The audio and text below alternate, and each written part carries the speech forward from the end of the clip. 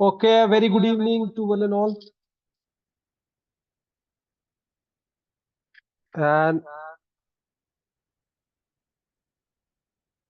let's have a discussion of rest of the questions one by one. So I guess we have discussed in the last class till question number 71. If I am not wrong, please let me know if I am not right. But as per my observation, we have done till question number 71, right? I hope I am correct and that is available on your cloud also, right?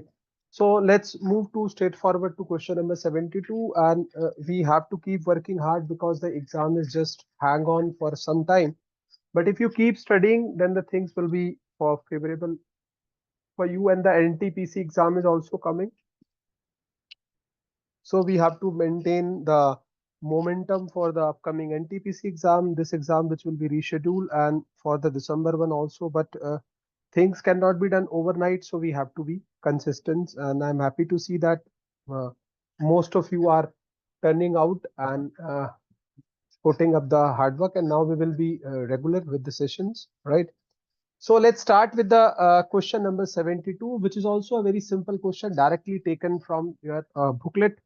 The topic is air pollution and climate change. It's there in booklet 1, and question says what? It says that choose the incorrect statement. So we have to identify the statement which is incorrect, right? So we have to identify the incorrect statement, and if you go by the statement, let's have a read at statement 1, which says that oxygen undergo photodissociation by UVC radiation in stratosphere. This is absolutely correct, right? You might be remembering this reaction which we have done, that when oxygen striked with a photon of wavelength less than 280 nanometer, which is basically, right, less than 280 nanometer, which is basically UVC, it give rise to O radical plus O radical. So this is statement is absolutely correct. अगर आपको याद आ रहा हो तो ये पहला statement जो है बिल्कुल करेक्ट है guys, right? Second statement, let's go for the second statement. As far as the second statement is concerned, ozone undergo photodissociation by UVB radiation in stratosphere. This is also absolutely correct. When we were teaching you, we told you that whenever UVB strikes over ozone, right, with a photon and wavelength lambda less than 320, right, तो इसमें UVB आपका आ जाएगा, right, and it will be destroyed, right, O2 plus O. So this statement is also correct.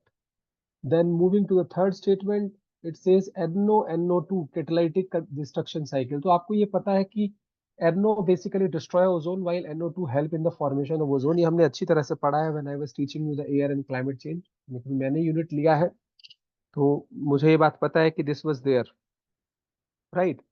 So NO और NO2 दोनों आपके जो catalytic और destructive cycle में रोल प्ले करते हैं, ये बात आपको पता है कि NO2 helps in the formation of ozone while NO help in the destruction of ozone.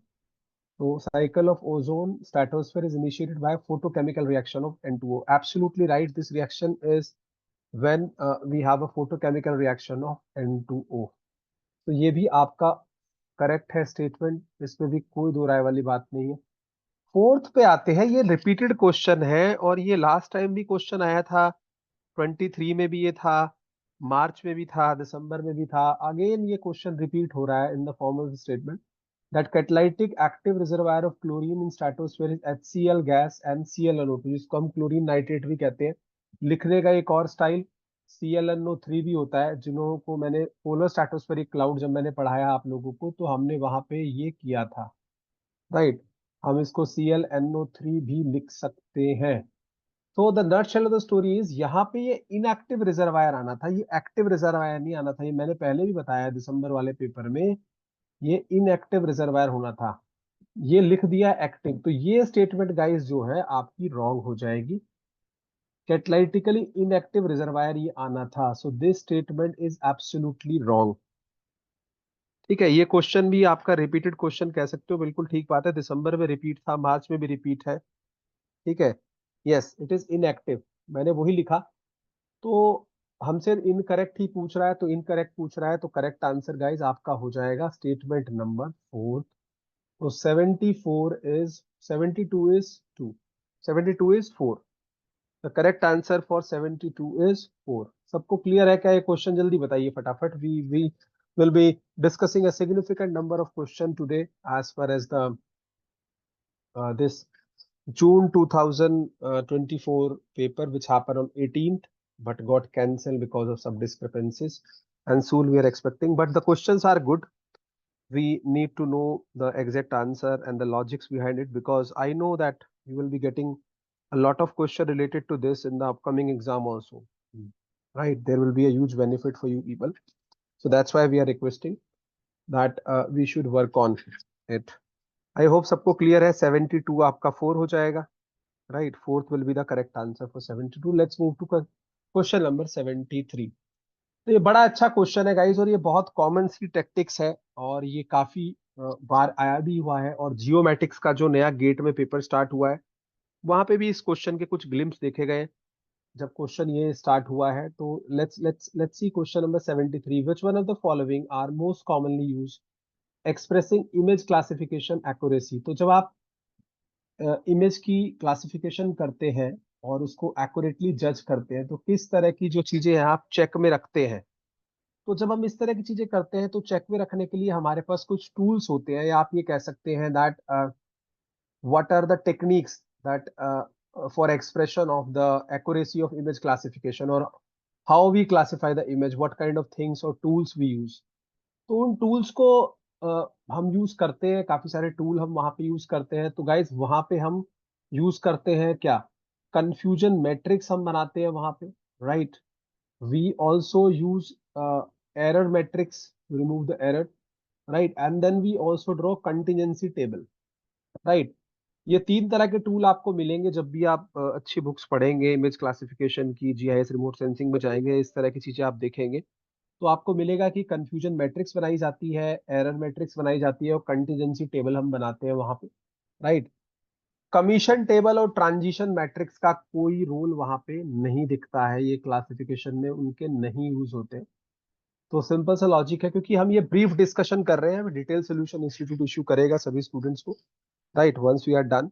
But क्योंकि क्विक एंड शॉर्ट टाइम में we have to reach before the exam get reschedule, so that much information will be sufficient so that you have the workout all the question. और first paper के लिए भी Sumit sir आप लोगों के साथ आज टाइम डिवोट करेंगे, तो हम लोगों को इसको एंड टू एंड रखना है, कहीं पे भी लैक नहीं करना है, क्योंकि आप लोग को फिर से ये चीजें फेस करनी है। कहीं ना कहीं पेपर डिले हो सकता है थोड़ा बहुत, लेकिन पढ़ते रहना है और हार्डवर्क जरूर करना है, because ultimately you have to face a lot of interviews as well as the papers like this NTPC and other exams.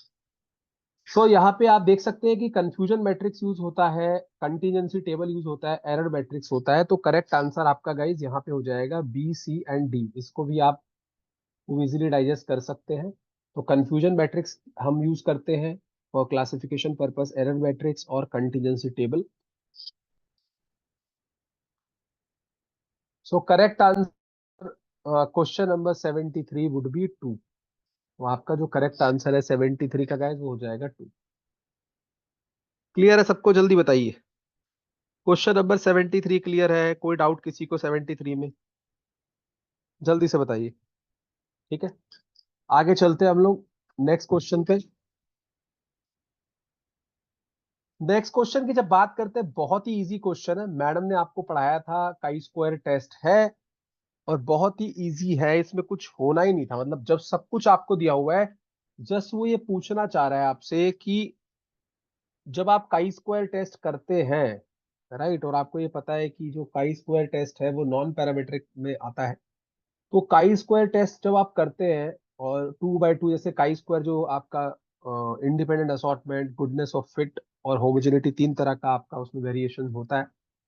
तो यहाँ पे हम देखते हैं question number 74। In order to test for association between two categorical variable से income category less than 10,000, 10,000 to 20,000 and gender male and female, chi-square test was done. Arrange the following step of sequence to get required statistics for association between income and gender. तो दो variable हमने लिए यहाँ पे, income और gender. तो obvious सी बात है कि आप पहले तो कंटीजेंसी टेबल बनाते हैं, और कंटीजेंसी टेबल आप बनाते हैं 2 by 2 की, तो ये भी आपको ध्यान आ रहा होगा कि वहां पे 2 कॉलम आप बनते हैं, ऑब्जर्व फ्रीक्वेंसी और एक्सपेक्टेड फ्रीक्वेंसी, राइट। और फिर उसके बाद आप कैलकुलेट करते हैं chi square value, observe minus expected का square divide by expected for each of the column.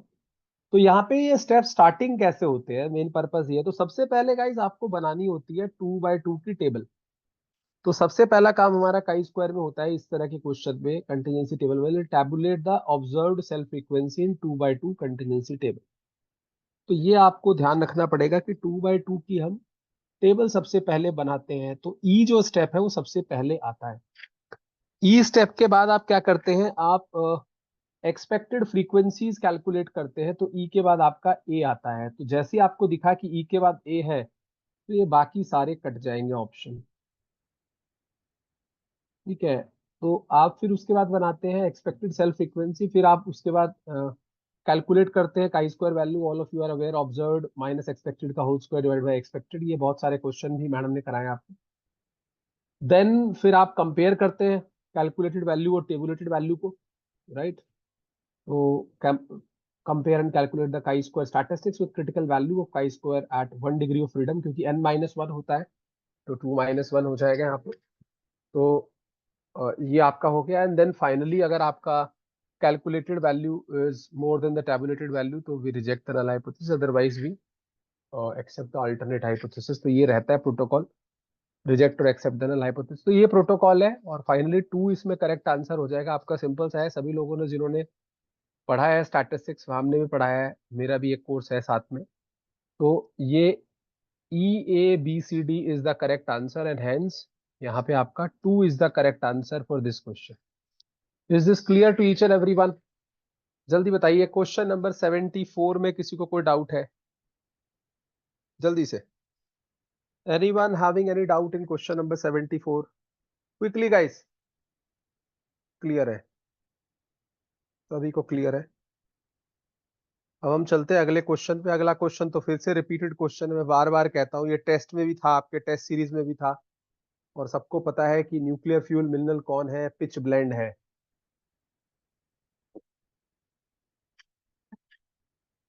लेकिन फिर भी इसमें कुछ ऑब्जर्वेशंस है, उनको हम डिस्कस करते हैं, ठीक है, क्योंकि अच्छा क्वेश्चन है। 75 देखिए ध्यान से। तो when we come to question number 75, और ये सेट एक्स है गाइस, मैं बार बार बोल रहा हूँ, this is set x of the exam which happen on 18th of June 2024, which got cancelled, right, which got cancelled because of some discrepancies found by the agencies. तो उसके provision में exam stand cancel, but still we have to discuss each and every question so that you know the things. तो जब इस question की बात करते हैं आप, which of the following is a nuclear fuel mineral, तो पहले सबसे पहले नाम लिखा हुआ है रूटाइल का। तो रूटाइल जब आप पढ़ते हैं, तो रूटाइल गाइज आपको बहुत सारी जगहों पे हमारे टेक्स्ट में भी लिखा हुआ मिलेगा। Rutile is basically the mineral of titanium, it is TiO2, titanium dioxide को रूटाइल कहते हैं। दूसरा नाम आपका फेमिलियर नाम है, कई बार क्वेश्चन रिपीट हुआ है, दिसंबर में भी रिपीट था, जून में भी रिपीट था, टेस्ट सीरीज में भी क्वेश्चन था, असाइनमेंट में भी क्वेश्चन है, pitch blende, which is the ore of uranium, और इसको आप यूरेनाइट भी बोलते हैं। और जब नाम लिखा हुआ आता है यूरेनाइट की जगह, तो बहुत सी टेक्स्ट बुक लिखती है UO2, and some of the text book right U3O8, uranyl octa oxide. तो ये यूरेनियम का ओर है, यूरेनाइट या पिच ब्लेंड। और ये तो मुझे पता है कि न्यूक्लियर फ्यूल मिनरल यही है। उसके अलावा जो बाकी के ऑप्शन दिए हुए हैं, let's have a look at that also. ये स्पेलिंग यहाँ पे थोड़ी सी, मैं कहूंगा, मिस्टेक है, ठीक है ना। इनरगाइट होता है, राइट, बट इट्स फाइन, कोई इशू नहीं है। इनरगाइट जो है, that is basically copper arsenic, right, sulphate. तो कॉपर आर्सेनिक सल्फेट ये बेसिकली होता है। तो आप देखेंगे तो Cu3As, राइट, S4, ये कंपाउंड है इनरगाइट। तो इसका कोई रेडियो एक्टिविटी से लेना देना नहीं है। और लास्ट में गाइज आपका है ऑगाइट। ऑगाइट बेसिकली कुछ नहीं है, ऑगाइट पायरोक्सिन मिनरल रहता है ऑगाइट के अंदर। तो ये आप जानते ही है, पायरोक्सिन रहेगा ऑगाइट में। ऑगाइट पहले भी पूछा गया है, पायरोक्सिन मिनरल रहता है इसके अंदर। और पायरोक्सिन मिनरल के साथ साथ फार्मूले की जब बात करेंगे, पहले भी मैंने लिखा है सोल्यूशन में, silicon aluminium whole twice O6, तो ये रहता है। तो यहाँ पे क्लियर कट आंसर मुझे मिल रहा है, that which one of the following is a nuclear fuel mineral, and the correct answer is pitchblende. तो पिच ब्लेंड आपका यहाँ पे करेक्ट आंसर हो जाएगा। यूरेनाइट भी बोलते हैं इसको, U3O8 UO2, वन और the same thing. So correct answer here is pitchblende. तो correct answer for 75 is pitchblende. क्या ये क्लियर है? क्वेश्चन बहुत सिंपल क्वेश्चन है, इसमें कुछ है नहीं इस क्वेश्चन के अंदर। It's a very simple and straight forward question. Clear है सबको? Question number 75, anyone? जल्दी बताइए। क्वेश्चन नंबर 75 में किसी को कोई डाउट हो?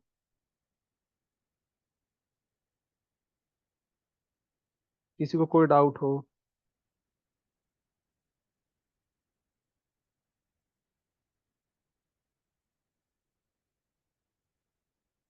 चलिए आगे चलते हैं।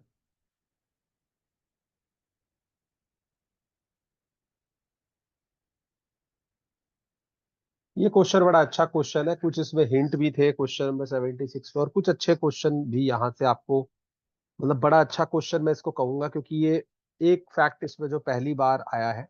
राइट, ठीक है। तो यहाँ पे आपको दो लिस्ट दी हुई है गाइस, और कुछ हिंट भी है और कुछ नहीं भी है। तो दो लिस्ट आपको दी हुई है, list 1 and list 2, and you have to match the list. एक लिस्ट में लेफ्ट हैंड साइड में आपको ऑर्डर ऑफ द रिएक्शंस दिए हुए हैं, और ऑर्डर ऑफ रिएक्शन में यहाँ पे जो हिंट है, जो हम पढ़ते हुए आते हैं, आप लोगों को हमने पढ़ाया है, लास्ट टाइम भी था, ठीक है। वहां पे आपको मेंशन था कि जो बीओडी काइनेटिक्स है आपकी, राइट, वो आपकी फर्स्ट ऑर्डर काइनेटिक्स होती है, फर्स्ट ऑर्डर रिएक्शन होती है बीओडी। ये आपको पता है, इसमें कोई डाउट वाली बात ही नहीं है, ठीक है। तो जैसे ही आपने देखा कि भाई फर्स्ट ऑर्डर काइनेटिक्स की डिस्कशन कर रहा है, तो मेरा तो ये कहा कि भाई बीओडी से मिलेगा डिकम्पोजिशन से, ये तो मैंने यहाँ मिला दिया। लेकिन इसको मिला के भी क्या मैं करेक्ट आंसर पा पाया? नहीं पा पाया, क्योंकि एक ऑप्शन से काम ही नहीं चल रहा है, क्योंकि B3 तो ऑलमोस्ट 3 ऑप्शंस में है। इसके सहारे मैं ये तो अश्योर हो गया कि ये ऑप्शन नहीं हो सकता है, लेकिन मेरी कंफ्यूजन और बढ़ गई क्योंकि 3 ऑप्शंस में B3 है, राइट। उसके बाद जब मैंने देखा कि जीरो ऑर्डर काइनेटिक्स की बात हो रही है, तो गाइस एक बात आपको ध्यान रखनी है, जब हम बात करते हैं नाइट्रोजन साइकिल की, और हम बात करते हैं पहले नाइट्रोजन फिक्सेशन की, जो एटमॉस्फेरिक नाइट्रोजन अमोनिया में कन्वर्ट होती है, तो वो फर्स्ट ऑर्डर रिएक्शन होता है। लेकिन जब अमोनिया से नाइट्रिफिकेशन होता है, मतलब nitrite, sorry, ammonia to nitrite and nitrate to nitrate, right. तो अमोनिया टू नाइट्राइट जो होता है रिएक्शन, आपको पता है वहां पे जो माइक्रोब्स इन्वॉल्व होते हैं, नाइट्रोसोमोनाज और नाइट्रोकोकस होते हैं, राइट। और दूसरा स्टेप जो होता है नाइट्राइट टू नाइट्रेट, उसमें नाइट्रोबैक्टर होते हैं, and that is basically called as nitrification, right. तो नाइट्रिफिकेशन जो होता है, ये आपको ध्यान रखना है, पर्टिकुलरली नाइट्रोजन साइकिल के रिस्पेक्ट में, नाइट्रिफिकेशन जीरो ऑर्डर रिएक्शन होता है, राइट। जो नाइट्रोजन फिक्सेशन है, the formation of ammonia from nitrogen, that is first order, but nitrification is a zero order reaction, right. तो ये चीज आपको जरूर ध्यान रखनी है कि नाइट्रिफिकेशन जो है जीरो ऑर्डर रिएक्शन है, और ये बड़ा अच्छा एस्पेक्ट यहाँ पूछा है, फर्स्ट टाइम ये क्वेश्चन दिखा है इस तरह से। तो ये जो बैक्टीरियल नाइट्रिफिकेशन ऑफ अमोनिया है इन द नाइट्रोजन साइकिल, वो आपका जीरो ऑर्डर रिएक्शन होता है, वो रिएक्टेंट के ऊपर डिपेंडेंट नहीं होता है, नन ऑफ द रिएक्टेंट। तो ये जीरो ऑर्डर रिएक्शन आपका रहेगा। जैसे ही आपको ये हिंट हाथ में लगता है, वैसे ही क्वेश्चन आपका क्विकली सॉल्व हो जाता है, और बाकी के ऑप्शन रूल आउट हो जाते हैं दो इंफॉर्मेशन के बाद।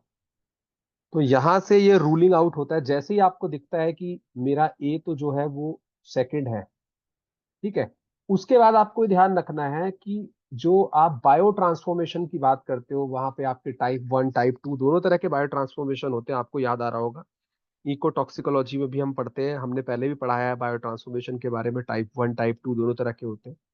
तो जो बायो ट्रांसफॉर्मेशन है, या को मेटाबॉलिक बायो ट्रांसफॉर्मेशन है, हेलोजिनेटेड ऑर्गेनिक कंपाउंड्स का, जो भी आप कोई ऐसा हेलोजन ओरिएंटेड कंपाउंड आपकी बॉडी में है या अदर कंपाउंड है, तो वो जो रिएक्शंस रहती है गाइस, वो सेकंड ऑर्डर रिएक्शन आपकी होती है, ठीक है। तो सेकंड ऑर्डर रिएक्शन जो है आपका, वो जाएगा कैटाबॉलिक बायो ट्रांसफॉर्मेशन के ऊपर, ही ध्यान रखना आप।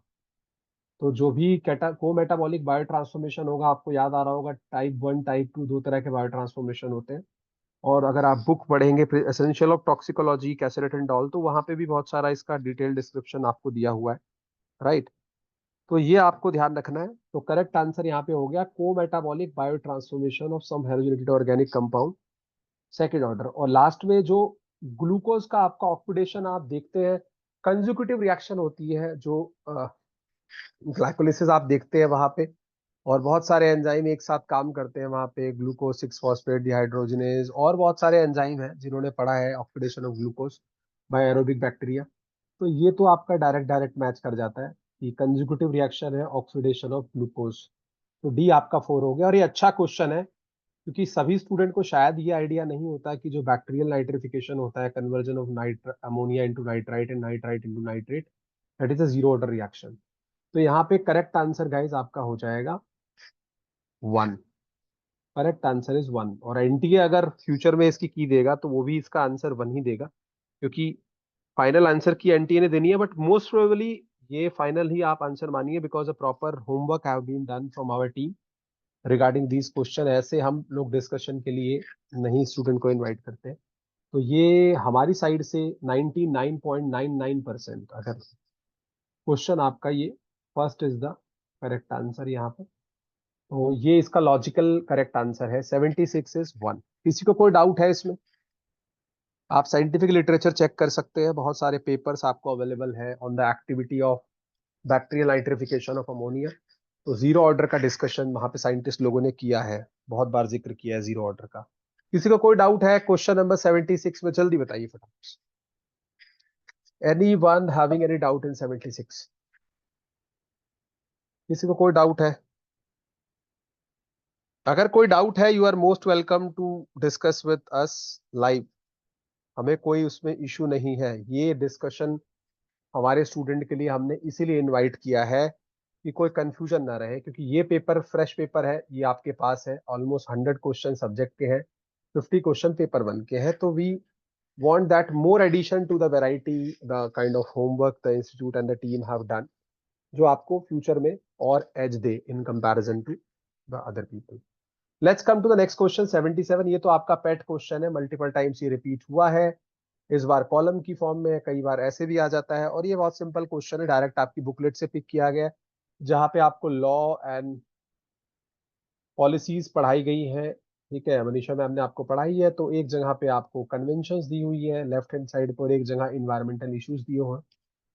मैं आपकी जगह होता तो मैं सबसे पहले सबसे इजी ऑप्शन को कैच करता, और मेरे दिमाग में सबसे इजी ऑप्शन आता that basal convention, which which is for the control of transboundary movement of hazardous waste and their disposal। तो मैं सीधा बेसल कन्वेंशन को पकड़ लेता, राइट। और बेसल कन्वेंशन को ले जाता मैं फोर्थ के पास। तो जब मैं बेसल कन्वेंशन को फोर्थ के पास ले जाता, तो मेरे पास एक ऑप्शन कम होता यहाँ। दिस ऑप्शन इज करेक्ट, क्योंकि मैं 100% श्योर हूं कि Basel convention is the control of transboundary movement of hazardous waste and their disposal, right, जो आपका बेसल कन्वेंशन था। लेकिन फिर भी कहीं ना कहीं मुझे शायद एक्यूरेसी इसमें जज नहीं होती अगर मैं एक ऑप्शन भी कैच करता। उसके बाद में आता ये जो बोन कन्वेंशन है। तो जिन्होंने भी पढ़ा है बोन कन्वेंशन पे पहले भी क्वेश्चन रहा है, और बुकलेट 4 में हमारी डायरेक्टली दिया हुआ है लॉ वाले यूनिट में बोन कन्वेंशन के बारे में, that bone convention is for the conservation of migratory species of wild animal. तो ये आपको ध्यान रखना था। तो बोन कन्वेंशन आपकी डायरेक्टली चली जाएगी कहाँ पे guys? Bonn convention will go to 3, conservation of migratory species of wild animal. तो जैसे ही बोन कन्वेंशन 3 पे आपका जाता है, ठीक है, हालांकि दूसरे लोगों को और भी हिंट हो सकते हैं, पर मुझे आसानी से याद रहता है। तो जैसे ही बी आपका 3 को अप्रोच करता है, वैसे ही बाकी के ऑप्शन आपके रूल आउट हो जाते हैं, ठीक है। और उसके बाद तो आपका फेवरेट है Stockholm convention, which is regarding the POP, persistent organic pollutant, जो पेपर 1 में भी क्वेश्चन था आपका कि पीओपी स्टैंड्स फॉर व्हाट। तो ये भी एक स्मार्टनेस होती है कि यहाँ पे पीओपी का मीनिंग दिया हुआ है, पेपर 1 में सेम क्वेश्चन पूछा हुआ है that POP stands for what. हालांकि हमने पूरा टॉपिक पढ़ाया था पीओपी पे, तो वो तो पहली लाइन है, पर स्टिल इसका आंसर यहाँ पे है। तो 2 मार्क्स का एडवांटेज तो आप ऐसे ही ले सकते थे। तो यहाँ पे स्टॉकहोम कन्वेंशन जो है आपका, वो चला जाएगा फर्स्ट के ऊपर, which is regarding the persistent organic pollutant, जो आपके डर्टीडोजेंस हैं और 12 कंपाउंड्स हैं which are basically hazardous for the human health. और डी आपका जो वियना कन्वेंशन है वो गाइस चला जाएगा आपका प्रोटेक्शन ऑफ ओजोन लेयर पे। ये भी सबको पता है that Vienna convention is for the protection of ozone layer. तो अगर आप इसको करेक्टली मैच करते हैं तो करेक्ट आंसर गाइज आपका थर्ड आएगा। और मोस्ट प्रोबेबली 110% एनटीए भी 77th का जो आंसर है, जब भी एनटीए इशू करेगा वो थर्ड ही इशू करेगा फॉर श्योर। और थर्ड एक्चुअली में 100% करेक्ट आंसर है। ये क्वेश्चन पहले भी रिपीट हो चुका है अलग अलग फॉर्म में, ठीक है। तो इसमें कोई ये डाउट की बात ही नहीं है, या कोई डाउट का इसमें लॉज मार्जिन ऑफ एरर बनता ही नहीं, कुछ डाउट हो यहाँ पे। तो करेक्ट आंसर यहाँ पे थर्ड होगा क्वेश्चन नंबर 77 का। ये हम सेट एक्स डिस्कस कर रहे हैं, जो पेपर आपका 18th जून को एनवायरमेंटल साइंस का हुआ है, which have been cancelled, but still we have good questions here, ठीक है। तो वी हैव टू डिस्कस। और ये सेट एक्स है, मैं बार बार इसलिए रिपीट कर रहा हूँ सो दैट आपको सीक्वेंस जो मैच करे वो सेट एक्स से मैच करे। पेपर हमने ग्रुप्स पे सर्कुलेट कर रखा है, मुझसे ले सकते हैं लोग जिनके पास सॉफ्ट कॉपी, अगर सेट एक्स की ना हो, अपने पेपर की तो होगी definitely, right. Is this question clear? Question number 77, किसी को कोई डाउट है? All the people of the foundation, किसी को कोई डाउट है इसमें? चलिए आगे चलते हैं। नेक्स्ट क्वेश्चन और भी इजी है। मैंने आपको पहले ही कहा था कि सस्टेनेबल डेवलपमेंट से, और 77 का जैसा कि मैंने आप लोगों को बोला 77 विल बी 3। मैंने आप लोगों से पहले ही बोला था, पेपर होने से पहले भी मैंने लास्ट टाइम भी बोला था कि भाई सस्टेनेबल डेवलपमेंट गोल को आप मत छोड़िएगा, उससे आपको क्वेश्चन 110% मिलेगा ही। और मैंने आपको कहा भी था कि इस तरह का क्वेश्चन फ्रेम हो सकता है कि कौन किससे बिलोंग करता है, और दिसंबर में भी ऐसा क्वेश्चन था, राइट। तो यहाँ पे अगर हम देखें कि जो क्वेश्चन पूछा गया है, पूछने वाले का इसमें लॉजिक है पूरा प्रॉपर बकायदा, तो मैं वन बाय वन चलता हूँ। हालांकि इसमें पूछा थोड़ा सा अलग स्टाइल में है, और हमने क्लासिफाई भी किया है कि जब आप सस्टेनेबल डेवलपमेंट की बात करते हैं तो basically there are 3 pillar of sustainable development. मैं आपको ये बताना चाहूंगा कि 3 पिलर होते हैं सस्टेनेबल डेवलपमेंट के, राइट। ये यूजी में भी हम पढ़ाते हैं, ठीक है, सस्टेनेबल डेवलपमेंट। तो गाइस 3 पिलर पे सस्टेनेबल डेवलपमेंट आपका टिका हुआ है। एक तो उसमें से बहुत इंपॉर्टेंट है जो इन्वायरमेंट है, मतलब सबसे इंपॉर्टेंट वही है मान के चले। दूसरी होती है आपकी सोसाइटी या सोशल एस्पेक्ट, और तीसरी होती है आपकी इकोनॉमी। तो ये ध्यान रखिएगा, ये क्वेश्चन आपको आ सकता है, तीनों एस्पेक्ट है तो इसमें से किसी भी पिलर को, इसीलिए क्वेश्चन पूछा जाता है। तो there are 3 pillar of sustainable development, environment, society and economy. और इसी को आप कई बार कह देते हैं इन्वायरमेंटल सिक्योरिटी, सोशल सिक्योरिटी और इकोनॉमिक सिक्योरिटी, राइट। अगर ये तीन किसी कंट्री के पास है या तीनों सिक्योरिटी आपके पास है तो आप कह सकते हैं हाँ जी, ठीक है। तो ये कहानी है, ठीक है। तो उसके बाद हम वन बाय वन देख लेते हैं। अब ये आपसे देखिए क्वेश्चन बड़ा सिंपल और प्लेन पूछा था लास्ट टाइम, सेम थीम पे क्वेश्चन था। विच of the following sustainable development goals address the social issue. तो ये हमें बात कर रहा है कि सोसाइटल एस्पेक्ट को कौन एड्रेस करता है, या जो आपका सोसाइटल पिलर है उसको कौन एड्रेस करता है। तो मैं आपको बता दूं, जो अफोर्डेबल एंड क्लीन एनर्जी है, सस्टेनेबल डेवलपमेंट गोल 7, ये सोसाइटल में है, आप चेक कर सकते हैं, ठीक है। ये सोशल एस्पेक्ट में है, we have already checked and done our full proof homework, right. उसको आप चेक कर सकते हैं, ठीक है। इसीलिए हम पीसफुली इनको डिस्कस करते हैं, कोई ऐसा नहीं कि हमें भाग दौड़ करनी है, बिकॉज स्टूडेंट के पास information authentic and absolutely correct जानी चाहिए। All the answers are from check proper with the source, scientific paper, literature, everything. तो सोशल एस्पेक्ट जो है आपका सस्टेनेबल डेवलपमेंट गोल नंबर 7, जिसकी theme affordable and clean energy है, वहां फिट होता है। जब आप सस्टेनेबल डेवलपमेंट गोल 6 की बात करते हैं, क्लीन वाटर एंड सैनिटेशन, तो ये जो गोल है आपका, ये डिफाई करता है guys environment. This is defy the environmental aspect. जब आप बात करते हैं जेंडर इक्वालिटी की, अगेन जेंडर इक्वालिटी जो है आपके सोशल एस्पेक्ट को हाईलाइट करता है, राइट।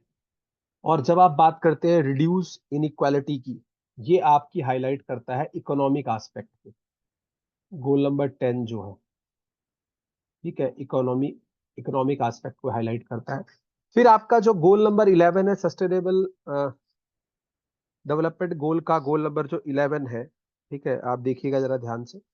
तो गोल नंबर 11 जो है sustainable cities and communities, right, ये भी अगर आप देखेंगे तो ये इकोनॉमिक एस्पेक्ट को हाईलाइट करता है। अब क्या है कि मुझसे सिर्फ ये पूछा गया है कि सोशल इश्यूज को कौन हाईलाइट करता है, तो सोशल इशू को मेरे हिसाब से तो जो अगर करेगा तो ए करेगा और सी करेगा। लेकिन प्रॉब्लम क्या है कि ए और सी वाला सिर्फ एक ही ऑप्शन है, तो क्योंकि क्वेश्चन पेपर पे लिखा होता है मोस्ट अप्रोप्रिएट आप चूज करें, तो मोस्ट अप्रोप्रिएट आंसर जो यहां बनेगा वो फर्स्ट ही बनेगा, भले ही उसके साथ ई आ गया है। लेकिन सोशल एस्पेक्ट में तो गोल नंबर 7 आपका अफोर्डेबल एंड क्लीन एनर्जी, और गोल नंबर 5 जिसको आप बोलते हैं जेंडर इक्वालिटी, ये आएंगे। हालांकि इस ऑप्शन में ई उनके साथ जबरदस्ती आ गया है, बट हम उसको डिनाई नहीं कर सकते क्योंकि जो दो करेक्ट हमारे ऑप्शन है ए एंड सी वो खाली इसी में अवेलेबल है। जब आप लिटरेचर चेक करेंगे तो आपको पता चल जाएगा कि सिर्फ ए और सी ही इसमें सोशल को रिप्रेजेंट कर रहे हैं, जो ई है वो इकोनॉमिक एस्पेक्ट को रिप्रेजेंट कर रहा है। अरे भाई मोस्ट अप्रोप्रिएट तो ए और सी ही है, कोई दूसरा ऑप्शन दिखाओ ना जिसमें ए और सी एक साथ हो। ए और सी ऐसे फर्स्ट फर्स्ट आंसर होगा ना, क्योंकि मुझे मोस्ट अप्रोप्रिएट आंसर चूज करना है, और किसी में भी ए और सी एक साथ नहीं है। नहीं, अरे सोशल पूछा है बाबू, सोशल। तो सोशल में सिर्फ दो गोल हैं आपके, लिटरेचर चेक कर लीजिएगा अच्छे से। सोशल में अफोर्डेबल एंड क्लीन एनर्जी है, और सोशल में ही आपका जेंडर इक्वालिटी है। आप चेक कर सकते हैं, क्रॉस चेक कर सकते हैं। ठीक है, हमने किया हुआ है इसीलिए हम आपको बता रहे हैं। अगर एनटीए इसका आपको की इशू करेगा या आप देखेंगे लिटरेचर को सर्वे करके, तो आपको आंसर यहाँ पे फर्स्ट ही मिलेगा, आप चेक कर सकते हैं। ठीक है, क्योंकि हमने पूरा इस पे थॉरो चेकिंग और लिटरेचर सर्वे किया है, that's why I can tell you. ठीक है, और सारी डिवीजन भी इसकी अवेलेबल है कि सोशल एस्पेक्ट में कौन कौन से गोल आते हैं। लिटरेचर लिटरेचर आप मुझसे ले सकते हैं, लिटरेचर मैं आपको प्रोवाइड कर सकता हूं अगर किसी को कोई डाउट है। पूरा 1.5 पेज का लिटरेचर है जहाँ पे इन गोल्स को डिवाइड किया गया है, और ये फ्रीली अवेलेबल है, आप भी इसको पढ़ सकते हैं। पर क्वेश्चन क्योंकि पूछा ही इस तरह से गया है, ठीक है, तो इसीलिए आपका ए और सी करेक्ट आंसर है। क्या ये क्लियर है सबको? तो यहाँ पे आंसर हो जाएगा गाइस आपका फर्स्ट। हालांकि जो सस्टेनेबल डेवलपमेंट गोल 11 है वो इसका पार्ट नहीं है, बट क्योंकि ऑप्शन ही एक ऐसा अवेलेबल है, तो that's why first is the correct answer. Clear है? किसी को कोई डाउट है क्वेश्चन नंबर 78 में? जल्दी करिए भाई, जल्दी से। चलिए 78 का फर्स्ट हो गया। 79 तो एक जीके वाला क्वेश्चन था जिसको आप इजीली सॉल्व कर सकते थे। ठीक है, और ये काफी टाइम से ये इनिशिएटिव चल रहा है। मैं आपको बता देता हूँ इस क्वेश्चन का, बहुत आसान क्वेश्चन था। Question number 79, and this is set X. As I told you, which of the following is a portal maintained by Ministry of Environment, Forest and Climate Change to automate the process of environmental clearance, bringing down the overall time taken in grant clearance as per the provision of Environmental Impact Assessment (EIA)। तो ये कहना चाह रहा है आपको कि भाई इस तरह का एक पोर्टल जो है ministry of environment forest and climate change ने लॉन्च किया है, जहाँ पे ईआईए के प्रोसेस को ऑटोमेशन दी गई है कि आप एप्लीकेशन सबमिट करो और अप्रूवल की थोड़ी फास्ट क्लियरेंस होगी। तो ये तो मुझे पता है कि ये जो पोर्टल है इसका नाम है परिवेश। ठीक है, इस पोर्टल का नाम मैं आपको बता देता हूँ, परिवेश है इसका पूरा नाम। बाकी ऑप्शंस को मैं डिस्कस करूंगा। यस यस यस, हाँ परिवेश ही है, परिवेश है। ये बिल्कुल ठीक बात है आपकी, स्टेट में भी यूज करते हैं। तो इसका फुल फॉर्म क्या है वो आपको जानना जरूरी है। और पहले जब ये लॉन्च हुआ था तो परिवेश 1.0 था, उसके बाद परिवेश 2.0 बना। इसका फुल फॉर्म क्या होता है? इसका फुल फॉर्म होता है proactive and responsive, proactive and responsive facilitation by, ठीक है, interactive facilitation by interactive, right, facilitation by interactive virtuous, ठीक है, वर्चुअस इन्वायरमेंटल सिंगल विंडो। ठीक है, ये आपको मिल जाएगा ना, ये अवेलेबल है, मतलब मिनिस्ट्री की साइट पे भी है। परिवेश के नाम से, इसका फुल फॉर्म है P pro, A active, R responsive, ठीक है ना, by interactive virtuous environmental single window, right, ये आपका फुल फॉर्म है इसका। लेकिन बाकी के ऑप्शन भी क्या बुरे हैं, क्या पता आपसे कुछ पूछ लिया जाए इसके बारे में। तो पहले बात करते हैं एंथरा क्या है। गाइज एंथरा जो है एक ऐसी सोसाइटी है जो कि वुमेन साइंटिस्ट है उसके अंदर सारे, और कौन से, वेटनरी, जो आपके एनिमल्स बर्ड्स का ट्रीटमेंट करते हैं। तो ये एक सोसाइटी है जिस जो किसकी सोसाइटी है, वुमेन वेटनरी साइंटिस्ट की, ठीक है। वुमेन वेटनरी साइंटिस्ट जितने भी आपके इंडिया में हैं लेडीज, उनकी है ये सोसाइटी ना, ठीक है। चिंतन तो आपको पता ही होगा, चिंतन जो है एक भारती चतुर्वेदी है आपकी, दिल्ली यूनिवर्सिटी से वो पढ़ी है, मेरा भी इंटरेक्शन उनसे रहा है, वेस्ट में ही काम करती है वो। उनका ये एनजीओ है, ठीक है, विच वर्क्स इन वेस्ट। चिंतन जिसको आप सेल्फ हेल्प ग्रुप कहते हैं, तो ये एक एनजीओ है which works in the waste domain, ठीक है। वेस्ट सॉर्टिंग में, waste collection, waste disposal, waste reuse, इस तरह के काम करता है, और ये एक एनजीओ है जिसकी फाउंडर भारती चतुर्वेदी है। She is alumni of Delhi university only, right. चिंतन जो है आपका। फिर यहाँ पे दिशा का नाम लिया गया है, दिशा क्या है जी, राइट, दिशा, ठीक है। तो दिशा क्या है, ये बेसिकली एक सिविल सर्विस आपका इनिशिएटिव है जो डिस्ट्रिक्ट लेवल पे या डिस्ट्रिक्ट कलेक्टर लेवल पे चलाया जाता है, ठीक है। दिशा की जब आप बात करते हैं, तो Disha basically district development coordination and monitoring committee है, ठीक है। ये ध्यान रखिएगा। तो ये जो आपके डिस्ट्रिक्ट पे एसडीएम वगैरह जो इनिशिएटिव चलाते हैं, तो district development coordination and monitoring committee, district development